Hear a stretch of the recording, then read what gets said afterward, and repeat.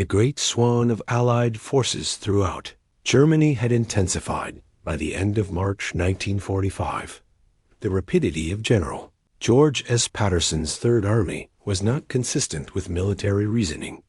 The German High Command was totally unprepared when they crossed the Rhine at Oppenheim. The historic city of Aschaffenburg was right in Patton's path as he turned to face the center of the Reich. Aschaffenburg was not merely a city dot. It served as both the entrance to the Main River and the path leading to the plains of Bavaria.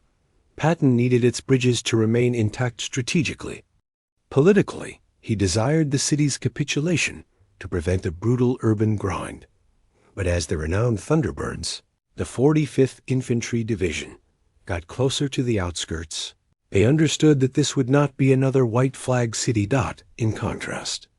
To many German municipalities where the mayors were giving up to rescue their people, Aschaffenburg was ruled by a guy who embraced the end of the world. Major Emil Lambert was the man in question.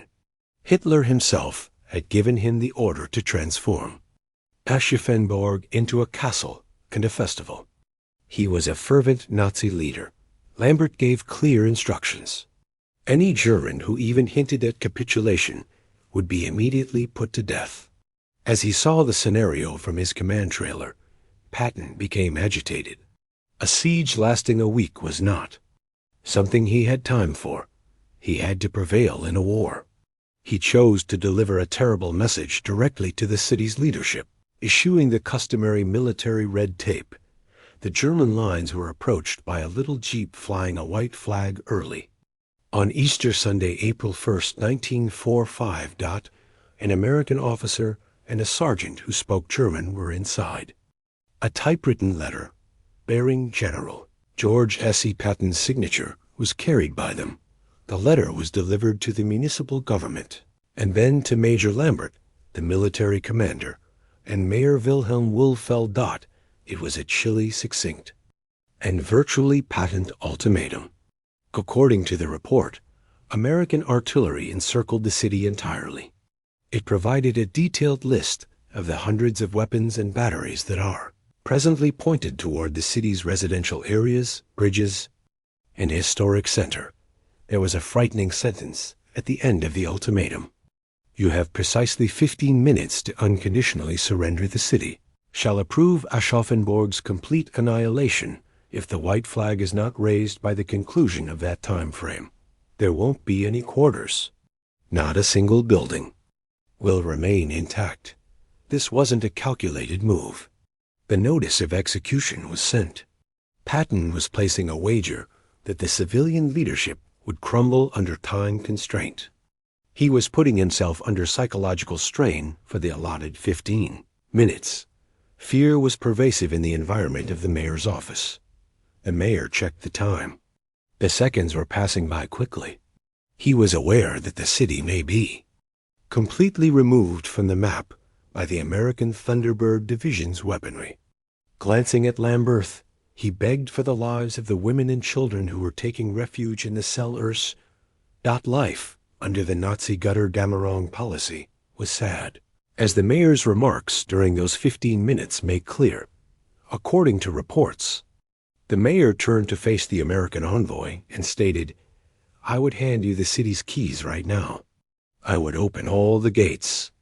But before the first American tank arrives in the square, the man behind me will hang me from the closest LAMP OST." Major Lambert then took the stage. He made no request for terms. He didn't want further time. He responded in German after glancing at the American officer. While General Patton may have his allotted 15 minutes, we still have honor. Inform the general that in order to obtain Aschaffenburg, he must murder every man, woman, and child within. We will not give up. The U.S. diplomat looked at his watch. The 15 minutes had ended. He climbed back into the vehicle and drove quickly back toward the American lines. At the observation station, Patton was standing by. He didn't hesitate when he learned that the military was zealous, but the mayor was eager. He did not grant another opportunity. with statements that would forever alter the city's history. He turned to face his artillery commander. "Give them all of our resources. Level it up." This resulted in one of the Western Front's most intensive urban bombardments. Patton used all of the 45th Division's artillery, with the addition of heavy guns at the corps level. Aschenborg vanished for the next few hours amid a cloud of steel, fire, and dust. The rate at which high explosive shells fell was 60 rounds per minute. However, the bombardment was just getting started. The soldiers was ordered to advance by Patton. He wants every home in the city to be cleared. The Aschaffenburg conflict turned into a miniature Stalingrad. The SS, juvenile Volk militia, and regular mock soldiers made up the German defenders, who fought from the cellar, the sewers, and the remains of the Schloss-Jansburg castle. Patton was punishing the city for its disobedience after his 15-minute warning had served as a test of will. He gave the go-ahead to deploy direct tank fire. After approaching a house, Sherman tanks would fire until the structure collapsed by piercing the front window with their 75mm cannons. Later, the 45th Division men who had fought from Sicily to the Vosges Mountains remarked that the fighting in Aschaffenburg was among the bloodiest they had ever witnessed. Sniper girls were young women from Nazi youth groups who would hide in attics and target American officers on behalf of the Germans. The way Patton handled this was brutal. He gave his men the order to cease removing inmates from structures where snipers were present. He was carrying out his letter's vow to give no quarter in the streets. The city resisted for 10 days. Shelling, flamethrowers, and hand-to-hand fighting for 10 days straight. Major Lambert had already destroyed 80% of the city when he suddenly recognized that his castle was a tomb. German resistance finally broke down on April 3rd. The man who had preached death prior to capitulation, Lambert, was discovered concealed. In a cellar, he didn't fight till the very end. He turned himself in. Patton reached the city soon after the conflict ceased. He traveled through streets made entirely of brick mounds in his car. The old castle was merely a shell. All about was the stench of death and cordite. He convened with his superiors. He showed no remorse for the damage. The city would still be standing, he noted, if they had given up within those 15 minutes. He sent a Schaffenburg warning to all other cities that the Third Army could encounter.